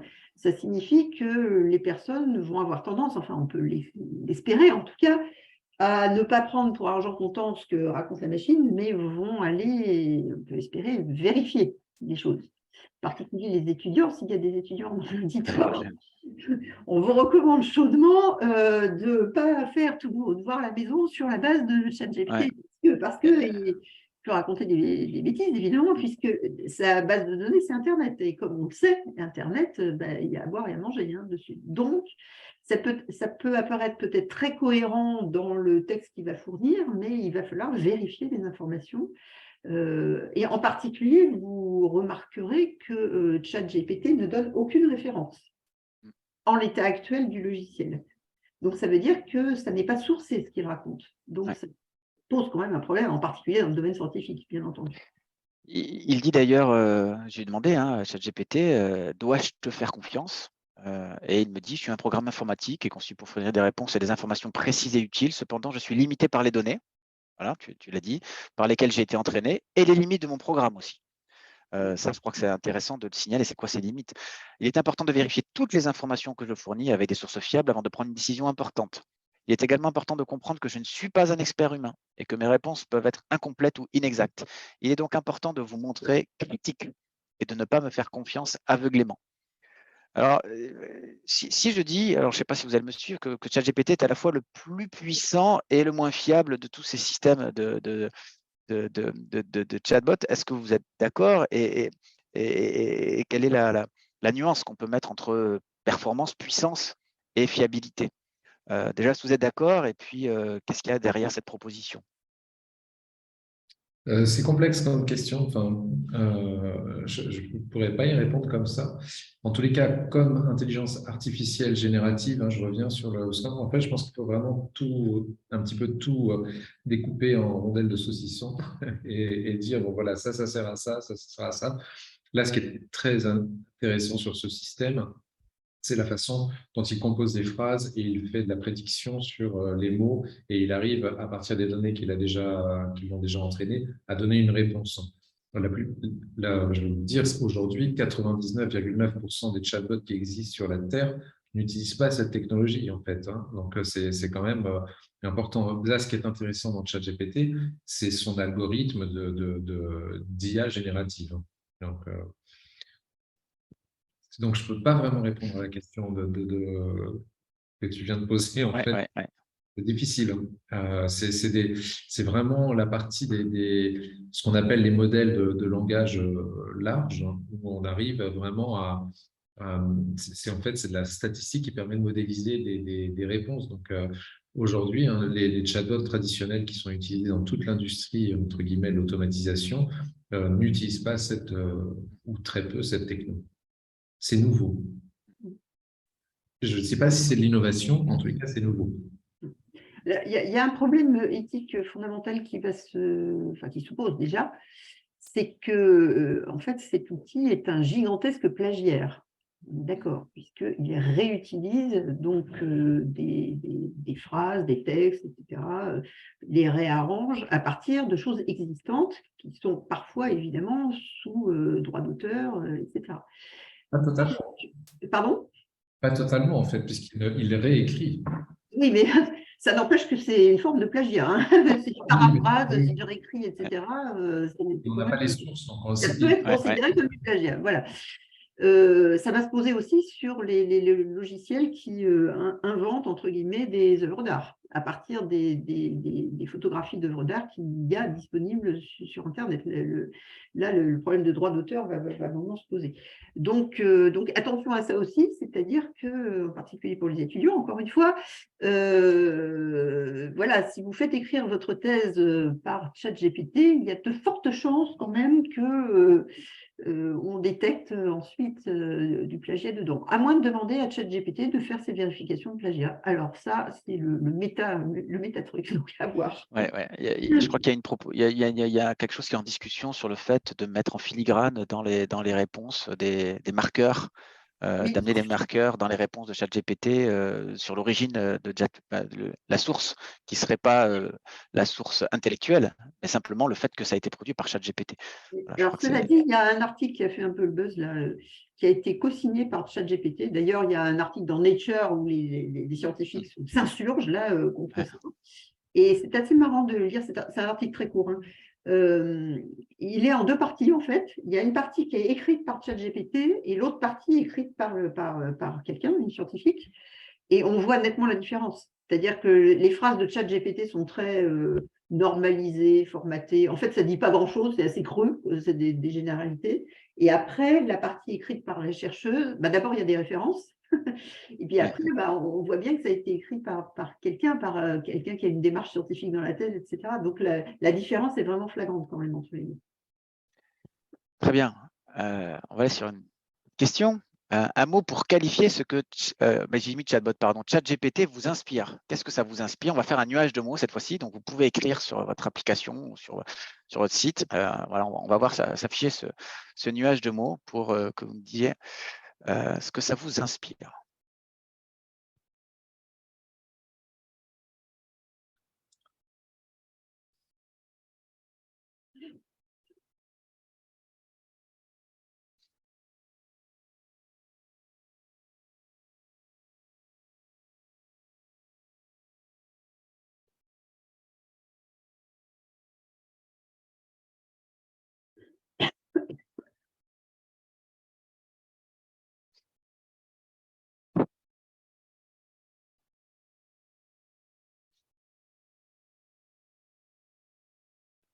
Alors, on voit des choses apparaître, des choses qui relèvent plutôt du vocabulaire de l'innovation, d'autres de l'éthique, d'autres qui sont déjà dans une critique sur la critique de l'abrutissement humain. Est-ce que ça va nous rendre idiots? Alors, effectivement, il existe beaucoup de livres sur Internet qui rendent idiots, sur le numérique qui rend idiot, sur les écrans qui rendent idiot. Alors, si on remontait dans les années 70, on verrait des livres qui disent que la télévision rend idiot. Et si on lit, Phèdre, on dira que le livre rend idiot. C'est ce que disait Socrate, le livre rend idiot parce que il provoque aussi la fainéantise chez le disciple. Donc, on retrouve en fait à chaque fois qu'une technologie de l'intelligence émerge, non seulement elle est condamnée pour la bêtise qu'elle peut provoquer chez l'humain, et puis en plus, généralement, ça provoque aussi une restauration de l'image de l'outil précédent. On commence à voir d'ailleurs des gens qui disent à quel point Google, c'est mieux que ChatGPT. Alors qu'on n'était pas encore sorti de la critique de Google, que maintenant, Google est paré de vertus sur sa capacité à fournir ses sources par rapport à ChatGPT qu'il ne peut pas. Donc ça, c'est un phénomène qui est un peu en boucle, qu'on retrouve un peu systématiquement. Alors là, évidemment, on a plus de mots que de participants, puisque il y avait la possibilité de faire plusieurs mots, mais ce qui ressort très fortement, c'est innovation de rupture, sachant que parfois on est aussi Inspiré par oui, parce qu'on par voit. les mots que l'on voit s'afficher. Hein. Ah, c'est bien ça, oui, je vais le mettre.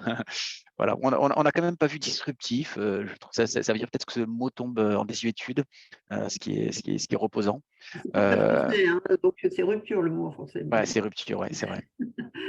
Alors, j'ai demandé à ChatGPT ce que lui inspirait sa propre existence, et il m'a dit utile. Voilà, parce qu'il était là pour être utile.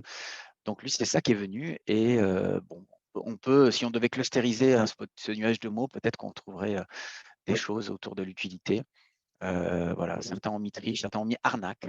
Donc, on garde ce nuage de mots pour l'avenir, et puis on verra ce qui. C'est intéressant parce qu'il y a des choses qui sont liées aux aspects positifs, disons, ce que ça peut apporter, etc. Et puis il y a des choses aussi sur les aspects négatifs. Donc c'est quand même très intéressant, quoi. Tout à fait. Alors, vous êtes très inspirés, mais je vais comme l'heure tourne aussi, et qu'on va essayer de respecter un minimum le délai. Puis on a une ou deux questions qui ont été posées, une question en tout cas, deux questions qu'on va essayer d'honorer. Et on va passer à la dernière question. La dernière question, quel type de régulation vous semble nécessaire? C'est-à-dire comment est-ce qu'il faut encadrer ChatGPT? Catherine en a parlé, hein, elle a fait la distinction entre éthique, avis et réglementation. Ce n'est pas du tout la même chose. Bon, si le sujet vous intéresse, évidemment, il faut là encore l'approfondir, hein, parce que ça ne va pas de soi, ces différences. Donc voilà, il faut sensibiliser, informer, il faut éduquer, il faut mettre des restrictions, alors j'étais dans le Yaka Faucon, hein. Il faut interdire certains usages, pas certains usages, il faut pénaliser les mauvais usages, il faut lancer une grande concertation citoyenne, il faut laisser faire, soyons tranquilles, tout ça, arrêtons de vouloir encadrer, libéralisons.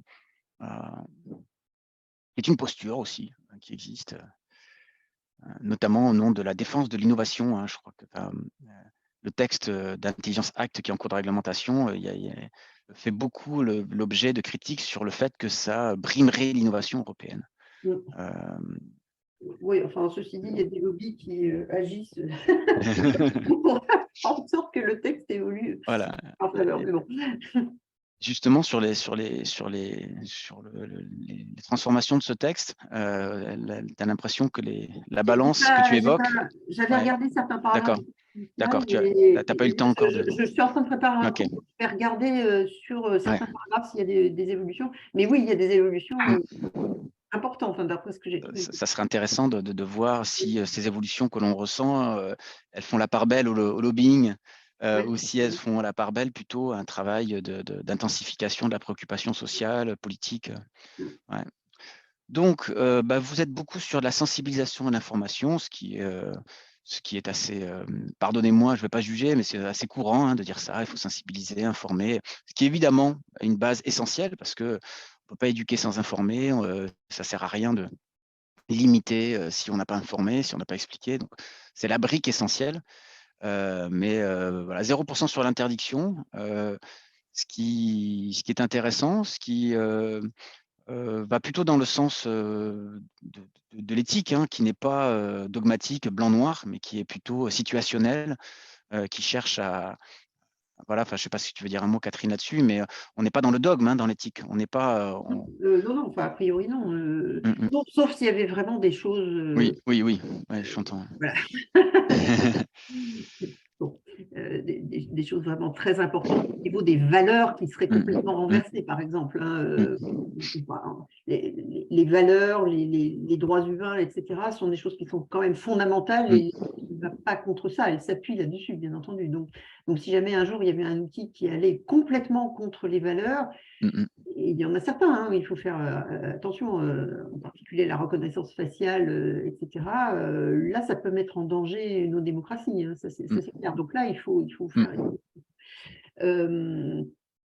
Mais après, non, et tout est une affaire, comme je l'ai dit, de dilemme. Hein. Il n'y a pas il y a toujours des valeurs en tension, etc. Donc, il faut cheminer là-dedans et suivant les usages, etc., prendre un parti ou un autre. Cet outil existe. on voit certains enseignants dire, par exemple, il faut absolument bannir l'utilisation, etc. Bon, d'abord, c'est impossible parce que voilà, non, tout le monde va l'avoir à disposition. Donc, effectivement, comment interdire, comment bannir, je ne vois pas, ça va être très compliqué. Par contre, il va falloir adapter la manière d'enseigner à la présence de cet outil, c'est-à-dire concevoir les devoirs à la maison, concevoir les examens, etc., de manière différente, certainement. Voilà, c'est tout. C'est comme l'usage de la calculatrice à un moment donné. Hein. Interdit la calculatrice, ça n'a aucun sens. C'est comme interdire les dictionnaires dans les versions de langue ancienne, ça n'a aucun sens. Personne ne fait ça. Traduire des textes anciens sans dictionnaire, donc c'est complètement idiot. Donc voilà. Donc il faut apprendre à travailler avec l'outil et à faire en sorte, surtout développer l'esprit critique. Moi, je veux bien sensibiliser, informer, éduquer, etc. Mais surtout développer l'esprit critique et faire en sorte qu'en particulier les plus jeunes d'entre nous développent cet esprit critique pour se poser des questions systématiquement quand ils sont face à une vérité qui est proposée, quoi. Xavier, Marion, commentaires sur cette petite… oui. Non, là, juste, moi, je me faisais la remarque, je trouvais ça intéressant de voir, donc il me semble, la deuxième ou troisième question, quels sont les usages que vous en faites? Bon, après, je pense qu'on n'est pas du tout un panel représentatif là, aujourd'hui. Mais il était intéressant, en tout cas, de voir que le côté s'amuser, essayer, enfin voilà, était assez fortement représenté. Et voilà, enfin, je pense que là, il y a un fort intérêt là en ce moment qui se manifeste autour de ChatGPT. Voilà, qui est lié aussi à ça, quoi, hein, au caractère nouveauté. Donc, il faudrait voir dans les semaines, mois à venir, voilà, comment ça retombe, quels sont dans le temps les usages réels qui émergent de cet outil. Voilà. Xavier, tu voulais ajouter quelque chose? Non, pas obligatoirement, mais non, D'accord. je partage votre avis vraiment sur cette question. Je suis plus, enfin, pas inquiet, mais je me demande, oui, quelles seront les évolutions. J'aimerais bien me projeter sur le sujet. Alors, pareil, on a demandé à ChatGPT ce qu'il pensait sur sa propre régulation. Comme on l'a dit, il y a tellement foisonnement de textes sur l'éthique à principe qu'il a réussi à trouver ce qu'il fallait. Hein. Il nous a dit qu'il fallait être transparent. Alors là, le problème, c'est que pour le coup, lui, il est très, très opaque. La question de la responsabilité, on a vu qu'il dit que les développeurs et les utilisateurs des modèles de traitement du langage, il faut qu'ils soient responsables des conséquences. Mais on a vu que dans ses propres réponses, il ne cessait de dire qu'il n'était pas responsable et que c'était toujours l'utilisateur qui était responsable. Il a parlé d'éthique, hein, il a dit qu'il fallait respecter les règles, les valeurs et les normes. Alors là, Catherine identifierait de suite que norme éthique, c'est presque une oxymore. Et puis la réglementation, il y vient et puis il dit chaque pays a sa propre réglementation, il faut la respecter. Donc voilà, il a réussi à sortir quelque chose qui peut être jugé satisfaisant par le profane. Et c'est ça le problème justement, c'est qu'on peut s'en satisfaire. Voilà, on peut s'en satisfaire. Alors, il y a une question, et sans faire attention, j'ai quitté le partage de mon écran parce que sans faire attention, j'ai peut-être affiché qui posait les questions. Donc, j'ai un peu brisé l'anonymat de qui posait les questions. Alors, non, tant pis, ici. Une question qui disait, voilà, est-ce qu'on serait peut-être doté d'une capacité à identifier de la machine et de l'humain? Est-ce qu'un humain serait de lui-même en capacité d'identifier la machine d'un humain qui a produit le message? Voilà, c'est visiblement une question assez essentialiste. Est-ce qu'on aurait une espèce de sixième sens pour capter dans un message la nature humaine, parce que ça a été dit, hein, un humain ne parlerait pas comme ça, ou on se rend bien compte que, voilà, est-ce qu'on serait doté de cette capacité-là? Alors, il y a évidemment, ça évoque ChatGPT et puis les contenus écrits, mais il y a aussi cette question de l'œuvre d'art produite. Hein. On sait qu'il y a un fan qui a envoyé une chanson, il a demandé à ChatGPT, est-ce que tu peux m'écrire une chanson que Nick Cave aurait pu écrire? Et il lui a envoyé la chanson et Nikkei va dit c'est de la daube. De toute façon, une machine n'a pas d'émotion, donc ne peut pas produire, ne peut pas produire de contenu artistique. Et pour autant, il y a eu des études à partir des travaux de Jean-Sébastien Bach, très connus, sur lesquels on a demandé à des systèmes de créer une œuvre que Jean-Sébastien Bach aurait pu créer. Et on l'a fait écouter en aveugle, un peu, on va dire, à un public non expert, sans savoir qui avait fait quoi. Et on leur a demandé si ça allait toucher et on se rendait compte que les gens étaient touchés par une œuvre produite dès lors qu'ils ne savaient pas que c'était une IA. Oui, alors, cela dit, à contrario, Ouais. il y a eu un essai fait à partir des bribes de la 10e symphonie de Beethoven, Ouais. pour la compléter en faire une symphonie. Et là, par contre, c'est un public averti qui l'a écouté, les chefs d'orchestre, etc. Et ils ont dit c'est épouvantable. Enfin, c'est pas du ça ne correspond pas du tout aux critères musicologiques, etc. Enfin, bon, une étude a été faite, je crois, on a entraîné Nia à refaire l'appel du 18 juin de Gaulle et regarder dans quelle mesure l'intensité du discours, étant donné le contexte, pouvait être reproduit par un système. J'ai l'impression qu'ils sont arrivés à quelque chose de performant, mais au prix d'un travail incroyable. incroyable, oui. Ça a été très, très difficile. Pour terminer, une question qui a été posée sur est-ce que ChatGPT peut devenir l'unique chatbot, c'est-à-dire le chatbot universel, celui qui emporte le parti. Alors, je vois Xavier faire non de la tête. Voilà, tu réagis très fort, donc vas-y, je t'écoute. Non, mais je suis presque convaincu que non. Enfin, j'en suis vraiment principalement convaincu. Il y a déjà Google qui sort le sien très prochainement, qui est déjà dans les tuyaux depuis déjà un grand bout de temps et qui va bientôt arriver. Et ce type d'intelligence artificielle générative, il va y en avoir plein d'autres. Donc, non, il n'y aura pas que OpenAI. Et ça, c'est déjà plutôt pas mal. Après, je crois qu'on se concentre beaucoup sur cette partie-là, mais on n'a absolument rien vu de ce qui se passait en Asie.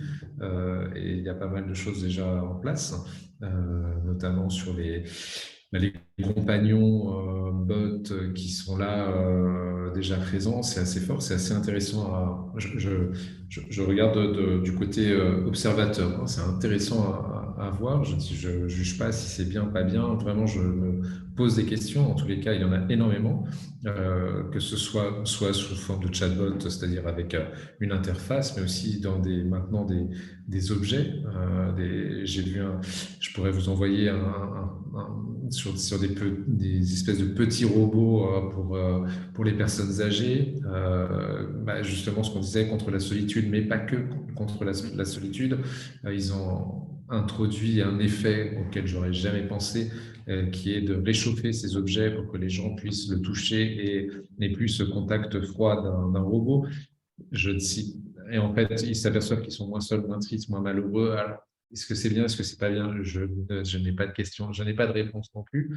Voilà, non, je suis sûr qu'il n'y aura pas qu'un seul chatbot. On rappelle que l'énorme buzz qu'il y avait eu pour les plus jeunes qui participent au début des années 2010 avec Watson et Jeopardy. Et quand on sait ce qu'est devenu Watson, qui a un échec très important, notamment sur la partie santé, Watson qui remplace les radiologues, mais aussi toute la partie langage naturel. Donc quand on a un peu de recul, c'est loin d'être le premier gros buzz autour d'une application. Et à chaque fois, quand on vient vers la vraie vie, eh bien, on se rend compte que c'est pas du tout évident de créer une application utile, utilisée. Voilà. Alors, on va prendre une dernière question et puis après, on ira tous dîner.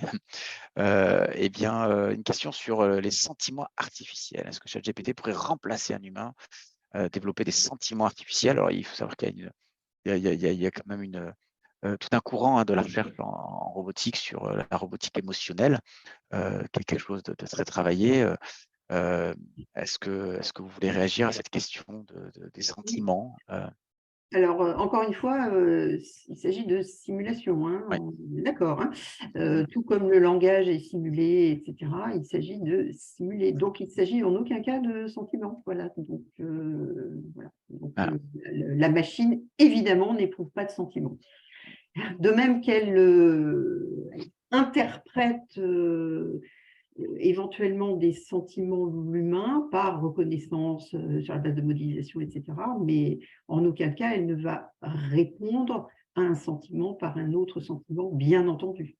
Ouais, ouais. Donc, un objet n'éprouve pas de Mm. sentiment. Il n'y a rien à faire. Alors, Et, encore une fois, on peut faire mhm, croire, et c'est là que se posent des questions éthiques. mm. Et Xavier, il y avait parfois vis-à-vis des chatbots qui sont en première ligne sur l'accueil du client.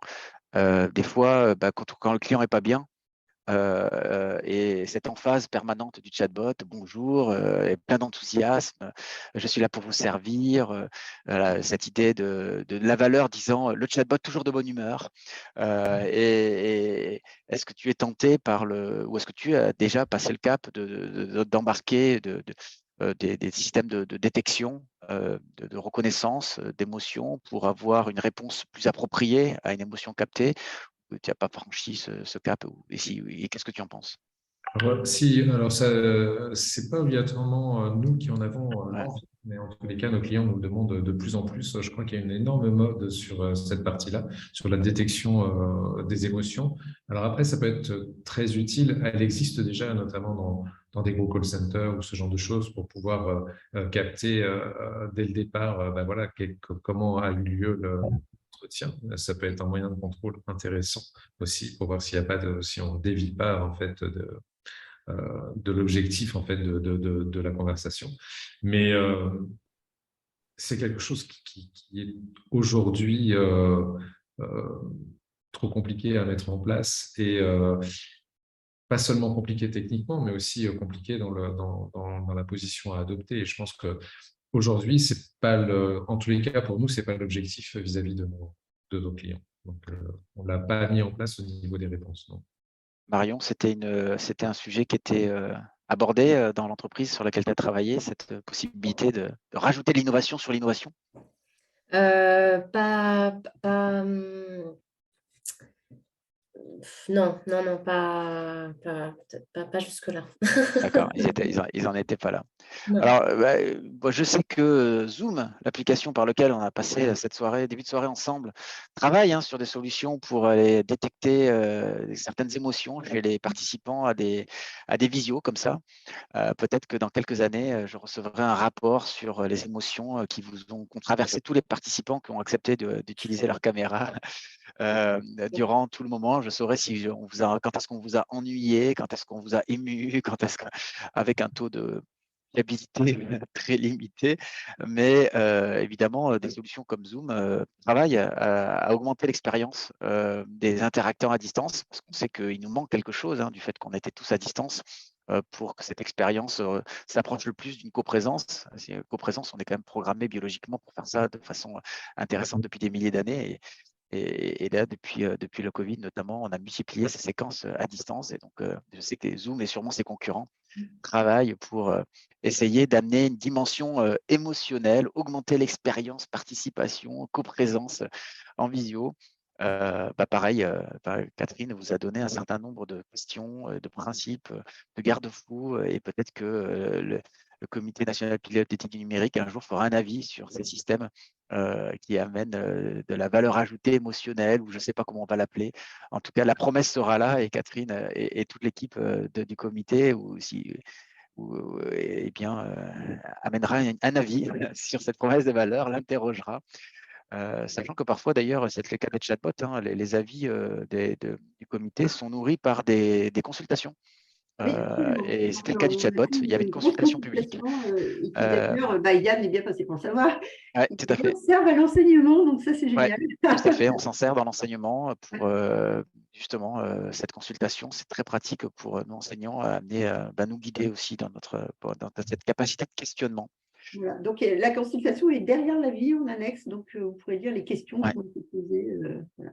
Donc, avis à tous les participants, aux enseignants aussi, pour regarder les questions qui ont été posées et qui ont permis de structurer l'avis du comité. Voilà. Bon, 10 minutes de retard pour terminer. On a perdu 23 personnes, ce qui est un très, très beau, très belle performance. Et donc, je vous remercie vraiment tous les participants et puis évidemment les panélistes d'avoir tenu ce sujet-là. En disant, on n'a pas fait le tour.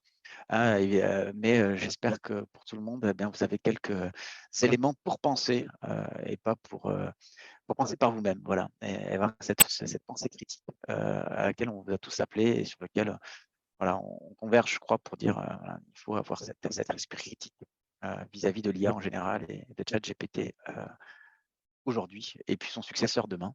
Même s'il est 2 fois plus puissant, 10 fois plus puissant, parce qu'on nous annonce beaucoup plus de puissance par la suite, il y aura toujours cette préoccupation. Merci beaucoup et puis très belle soirée et à bientôt. Merci. Beaucoup à tous les quatre pour Merci. cette présentation. Merci. Merci beaucoup. Au revoir. Bonne soirée. Merci. Au revoir. Au revoir.